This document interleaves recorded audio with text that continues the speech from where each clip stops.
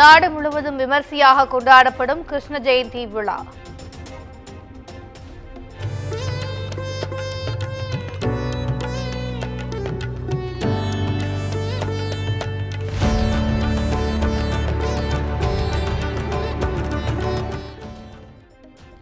மக்களுக்கு குடியரசுத் தலைவர் திரௌபதி முர்மு வாழ்த்து.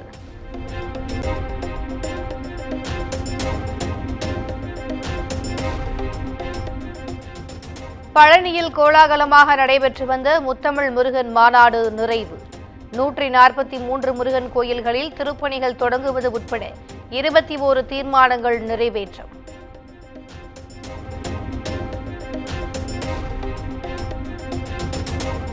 சென்னை பெருநகர் வளர்ச்சி குழுமம் சார்பில் முடிவுற்ற பணிகளை இன்று திறந்து வைக்கிறார் முதலமைச்சர் மு.க.ஸ்டாலின்.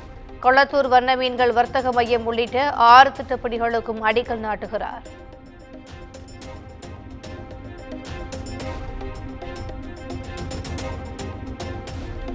காலில் விழுந்து பதவியை பிடித்த எடப்பாடி பழனிசாமிக்கு தன்னை பற்றி பேச தகுதியில்லை.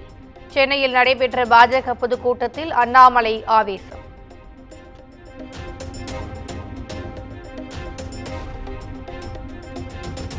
இரண்டாயிரத்தி 26 தமிழ்நாட்டில் பாஜக ஆட்சி அமையும் போது பிரதமரின் கையால் சட்டமன்றத்தில் செங்கோல் நிறுவப்படும். பாஜக மூத்த தலைவர் தமிழிசை சவுந்தரராஜன் சூளுரை.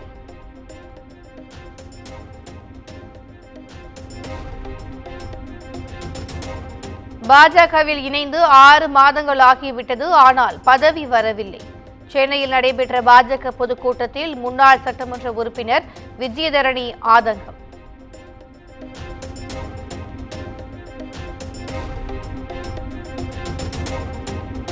பல் விழுந்த வயதான நடிகர்கள் தொடர்ந்து நடிப்பதால் இளைஞர்களுக்கு வாய்ப்பு கிடைக்கவில்லை. மூத்த அமைச்சர்கள் தொடர்பான நடிகர் ரஜினிகாந்தின் பேச்சுக்கு அமைச்சர் துரைமுருகன் பதிலடி.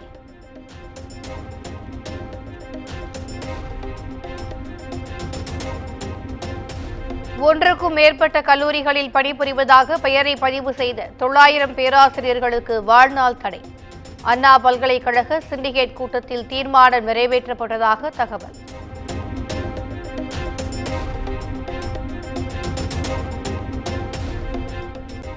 கிருஷ்ண ஜெயந்தியை ஒட்டி சென்னையில் இன்று மெட்ரோ ரயில் சேவையில் மாற்றம்.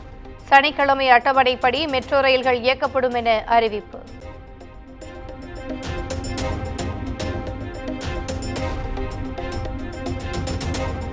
சென்னையில் விதிகளை மீறி வைக்கப்பட்டுள்ள விளம்பர பதாதைகளை அகற்றும் பணி இன்று தொடங்குகிறது. கட்டணத்தை சம்பந்தப்பட்ட விளம்பர நிறுவனங்கள் மற்றும் கட்டட உரிமையாளர்களிடம் வசூலிக்க இருப்பதாக தகவல்.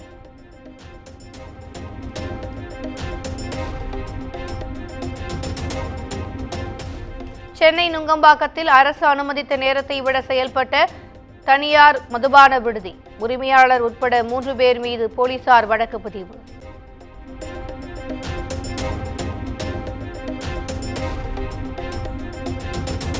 தென் தமிழக கடலோர பகுதிகள் மற்றும் குமரி கடலுக்கு வரும் 29ஆம் தேதி வரை மீனவர்கள் செல்ல வேண்டாம். சூறைக்காற்று 55 கிலோமீட்டர் வேகத்தில் வீசக்கூடும் என வானிலை மையம் எச்சரிக்கை.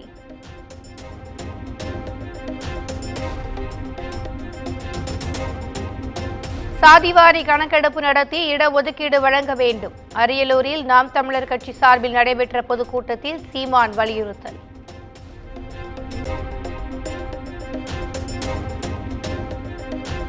ரேஷன் கடைகளில் அனைத்து பொருட்களும் தங்கு தடையின்றி விநியோகிக்கப்பட்டு வருகிறது. கோவையில் அமைச்சர் முத்துசாமி பேட்டி.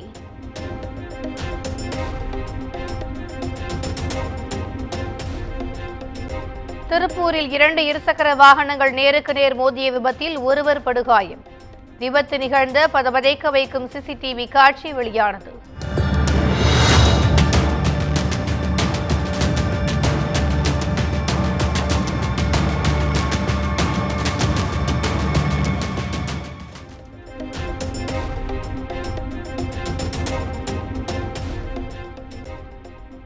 நாம் தமிழர் கட்சியினர் மற்றும் திருச்சி எஸ்பி வருண்குமார் இடையே முற்றும் வார்த்தை போர்.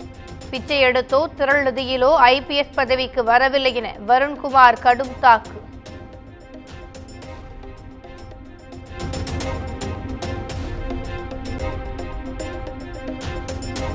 கடலூர் மாவட்டம் விருத்தாச்சலத்தில் முதியவர்கள் மீது கண்மூடித்தனமான தாக்குதல். நிலப்பிரச்சினை தொடர்பாக தாக்குதல் நடத்தப்பட்ட வீடியோ வெளியாகி அதிர்ச்சி.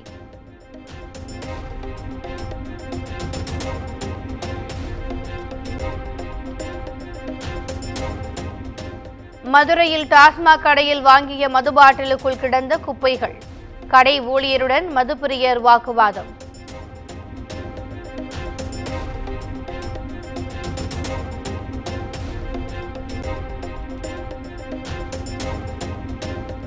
சிவகங்கை மாவட்டம் சாலை கிராமத்தில் விமர்சையாக நடைபெற்ற வடமாடு மஞ்சு விரட்டு போட்டி. உணவகம் சார்பாக சிறப்பு பரிசு கோட்டை நாடு அம்மன் பட்டி சார்பாக 201 சிறப்பு பரிசு. காலையா உப்பில்லா வண்டம் குப்பை சென்று சேர்ந்துவிடும். நேரங்கள் ஒதுக்கி வைத்தான போட்டியிலே பரிசு தொகையினையும் சிறப்பு பரிசினையும் பெறுவதற்கு இருவிலி உணவகம் சார்பாக சிறப்பு பரிசு. காளைகள் முட்டியதில் 5 பேர் காயம்.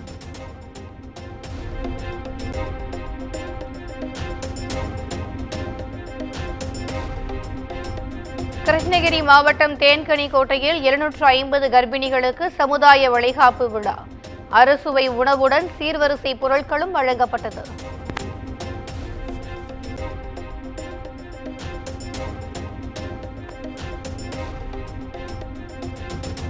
ஜம்மு காஷ்மீர் சட்டமன்ற தேர்தல் தொடர்பாக டெல்லியில் பாஜக மத்திய தேர்தல் குழு ஆலோசனை. இறுதி வேட்பாளர் பட்டியல் இன்று வெளியாகும் என எதிர்பார்ப்பு.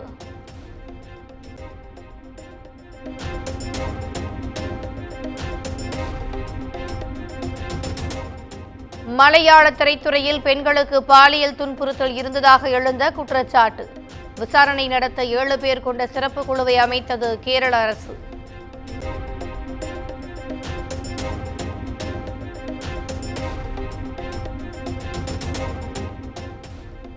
டெல்லியில் கேளிக்கை விடுதியில் துப்பாக்கியால் சுட்ட இளைஞர்களால் பரபரப்பு. யாருக்கும் பாதிப்பு ஏற்படாத நிலையில் ஒருவரை கைது செய்து போலீசார் விசாரணை.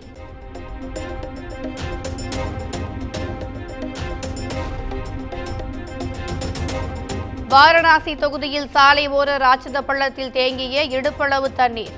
பிரதமர் மோடி தனது தொகுதியில் நீச்சல் குளம் கட்டியுள்ளார் என வீடியோவை பகிர்ந்து காங்கிரஸ் விமர்சனம்.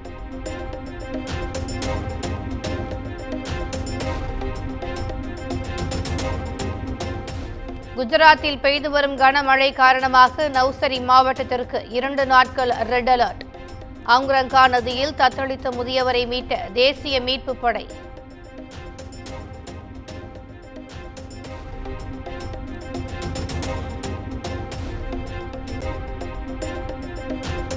திரிபுரா மாநிலத்தில் கனமழை காரணமாக ஏற்பட்ட வெள்ளத்தில் சிக்கி இதுவரை 26 பேர் உயிரிழப்பு. பாதிக்கப்பட்ட பகுதிகளுக்கு MI-17 ரக ஹெலிகாப்டர்கள் மூலம் நிவாரணப் பொருட்கள் அனுப்பி வைப்பு.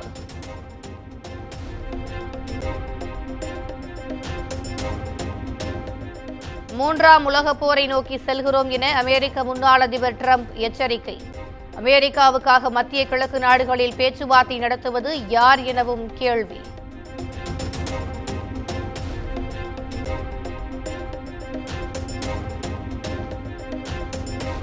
ஏமன் நாட்டில் அகதிகள் படகு நடுக்கடலில் கவிழ்ந்து விபத்து. 13 பேர் உயிரிழப்பு. மாயமான 14 பேரை தேடும் பணி தீவிரம்.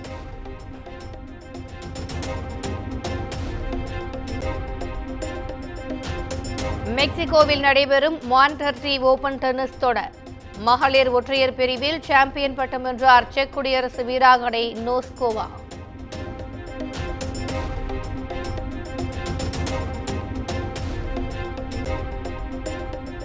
மேற்கு ஆப்பிரிக்க நாடான பர்கினோ பசோவில் பயங்கரவாத தாக்குதல். 200 பேர் உயிரிழப்பு. 140 பேர் படுகாயமடைந்ததாக தகவல்.